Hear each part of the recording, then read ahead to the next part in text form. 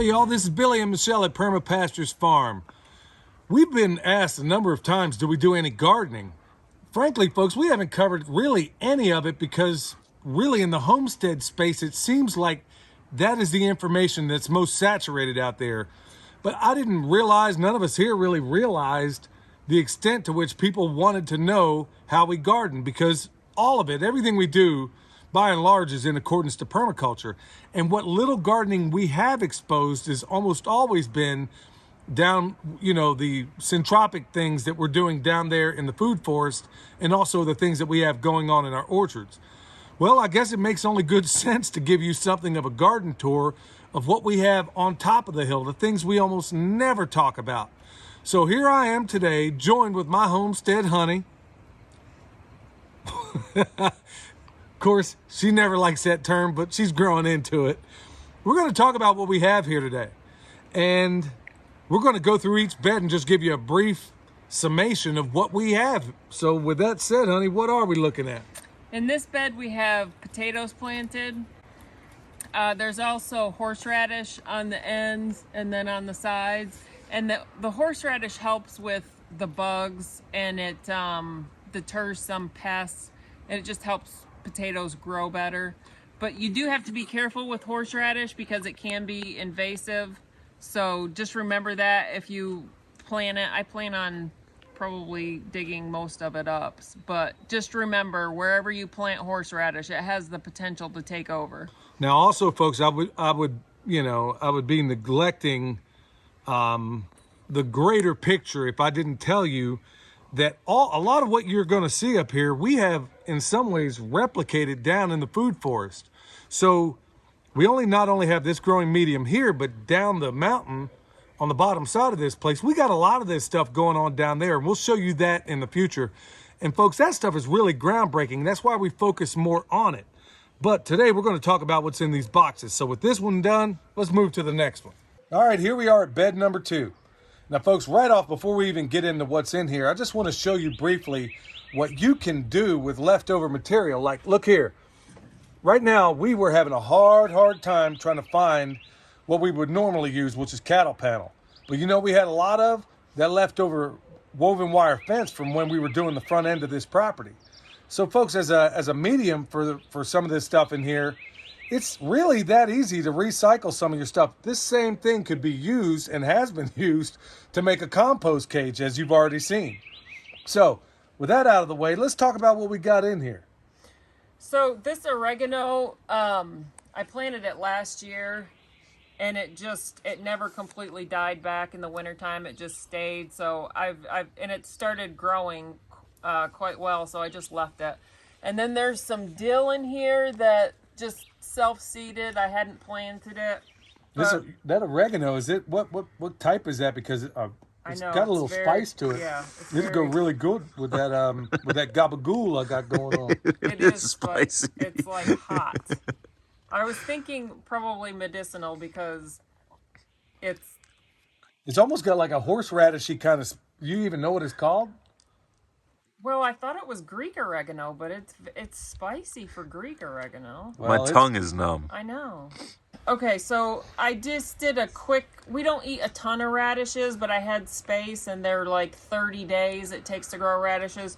So I planted a row of radishes, and we're going to harvest those, and then we just roast them, just have for dinner tonight. And if you want to know how we're going to do that, folks, check us out on Patreon. That's where we're going to cover some of the things that will maybe belabor a video like this, where we show you how we use this stuff. Are we going to use these greens? We'll probably give the greens to the chickens and the pigs. Right, and things like this, oregano, we take a little bit of this stuff out of here, and we also feed our animals with it, so they get a benefit. Remember, in permaculture, there's people care, earth care, and abundance given to the previous two. So we're giving it back to the animals that we raise, and we're giving it to ourselves, obviously. So here it is, all in accordance with permaculture, right? What else we got over here? What's growing up our... We've got 2 varieties of peas over here, Little Marvel and Green Arrow. And then there's garlic in every corner and on the side here that I planted in the fall. Wow, so it looks like you got some volunteers going back here So what are we looking at, like with this here? The dill is volunteer. There's another one over there, and then there's potatoes that I guess we didn't. They're volunteers? Yeah, we didn't completely dig up all the potatoes, so they've come back. Right, so they clearly didn't blow into here, so these are ones we missed. So we'll see what happens. So it looks like, judging by what I'm looking at, I mean, how are these? Wow, those are some good radishes. Good thing we don't have Chloe the dog out here, y'all, because she thinks it's cute. She's sitting there laughing about it. We got this dog, William's dog, that wants to come in here and snatch up radishes. And it's not cute because she's sitting there eating my food. So anyway, we'll show you on Patreon how we deal with this and the other harvests we're going to take out of here today. We grow enough to share with our puppies. Yeah, we're supposed to be sharing with nature, but here it is. We got carnivores that she's turned into omnivores. Remember Simba and the Lion King? Yeah, that's exactly what she's trying to turn these dogs into. So we're going to move over to this next bed. All right, here we are, bed number 3. And like I said, we got quite a few of them around here. I don't know that we'll be able to cover them all. And folks, if it looks a little bit weird in the background, like we're on the edge of a cliff, it's because we are, quite literally, on the edge of a cliff. So here we are. Here's Michelle's next bed. Why don't you tell us what we got in here? So in this one, we have spinach.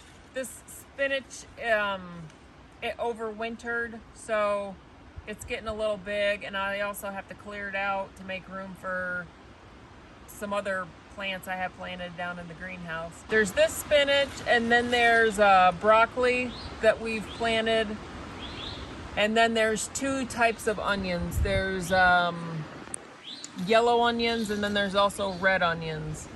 There's also garlic planted in each corner. All right, so here's one cool thing about this spinach here, is that she didn't really do much to it, and it lasted all the way through winter. So from a preparedness point of view, folks, that's something you really want to pay attention to, the things that thrive in some of the most inhospitable conditions. Those are things you really want to pay attention to, and especially something like spinach from a preparedness point of view could be very valuable to you in certain cases. And also there was no cover on the bed, so it was just left unprotected. I mean, it was up here by the house, but I didn't put like a cover over top of it. And it did just fine. So here it is. We're about to harvest some of this along with some of the other things too. So with this said, we're going to keep on trucking and show you what else we got going. All right, here we are at the one closest to the porch. And this one here, so it doesn't get a whole lot of sunlight over here, right? No, not a ton. It gets less sunlight than these ones over here. So what are we looking at? This is just a lettuce mix that I planted about maybe 30, 40 days ago. It's just a bunch of different kinds of lettuce. So that's ready to eat. You can just come and pick it as you need it. You don't have to pick it all at once. And then we have broccoli rabe growing on the other side of the bed. What's this over here? That is broccoli. We've seen this one here. We're going to head on over to the next bed. And this one, everything you see from here on out is literally from a cliff. William's filming from the porch. All right, here we are at the next bed. And wow, folks, hey, just a little side note. Here it is, like, we're in May, and I'm out here wearing gloves and a doggone sweatshirt. So just like a number of other people are out there talking about, we are having some strange weather all over this planet right now. Now, I could give you a number of reasons why I think it's going on, but that ain't really important right now. Just know that you need to be flexible, probably from now to the rest of your life. So, anyway, yeah, these sun cycles don't exactly happen in a week. Okay, with that said, we're going to talk about this one here. All right, so we have Brussels sprouts growing in this. That's what these are.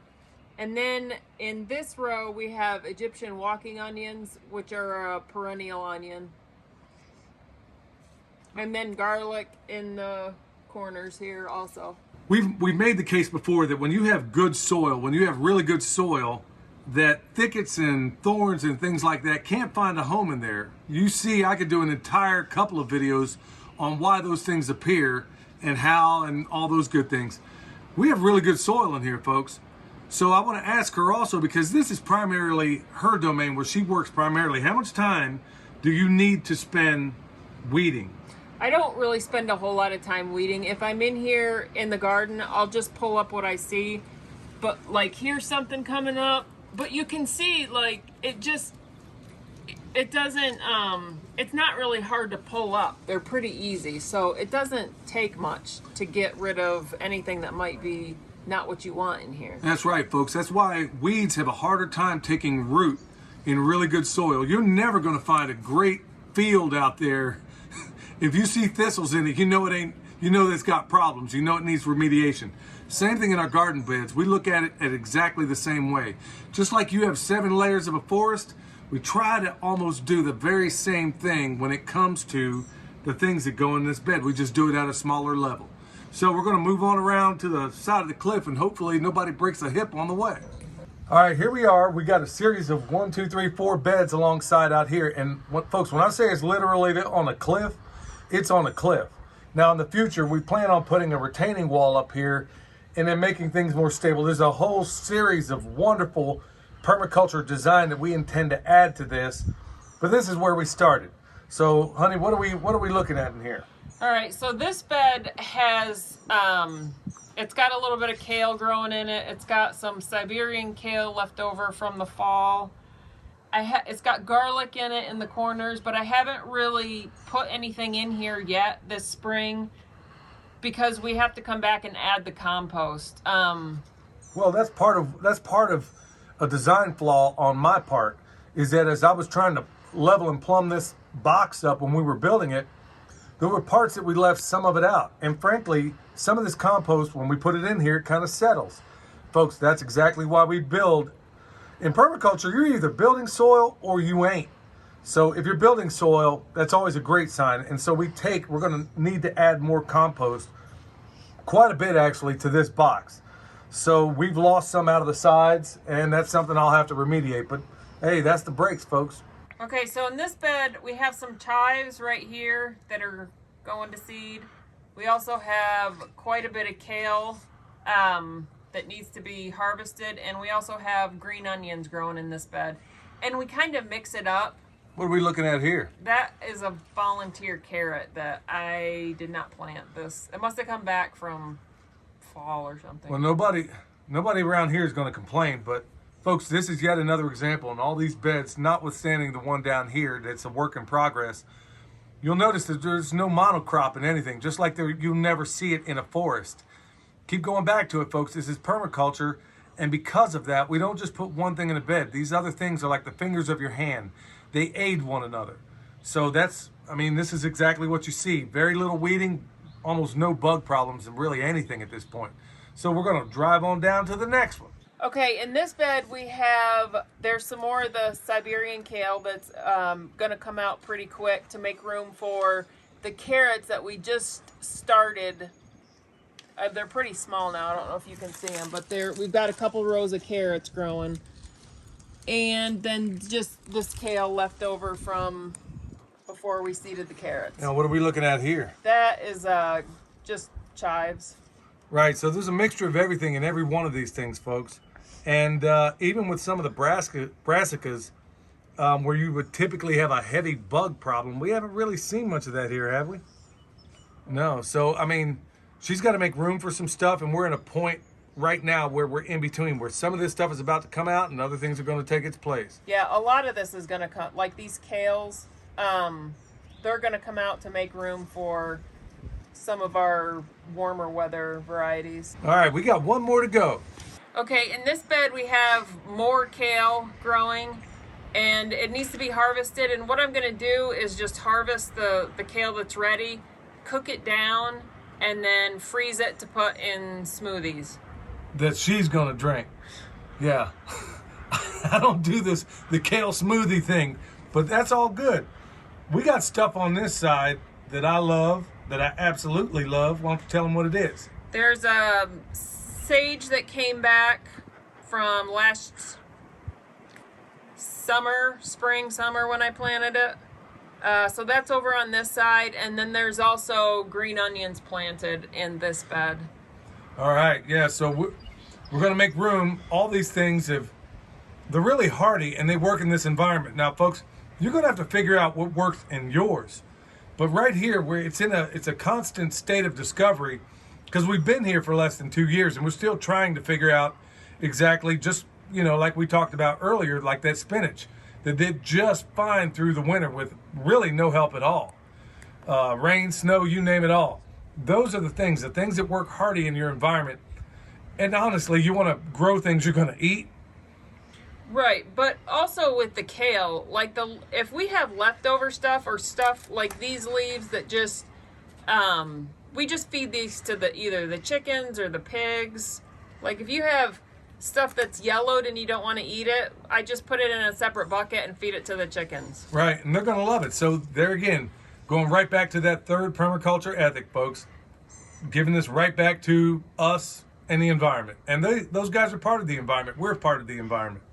That's exactly what we're looking for here. So with this said, it looks like we got a little job of work ahead of us. So now it's time to harvest some of these things. And folks, once again, if you want to know what we do with it, specifically how we deal with it, check us out over there on Patreon. We're giving you some really awesome advice here, but we just expand on it in that environment. So folks, on behalf of My Homestead Honey, this is a Permaculture Pimp Daddy from Perma Pastures Farm, where PIMP stands for Permaculture is my passion. And here is a big reason why. We'll see you next time, folks.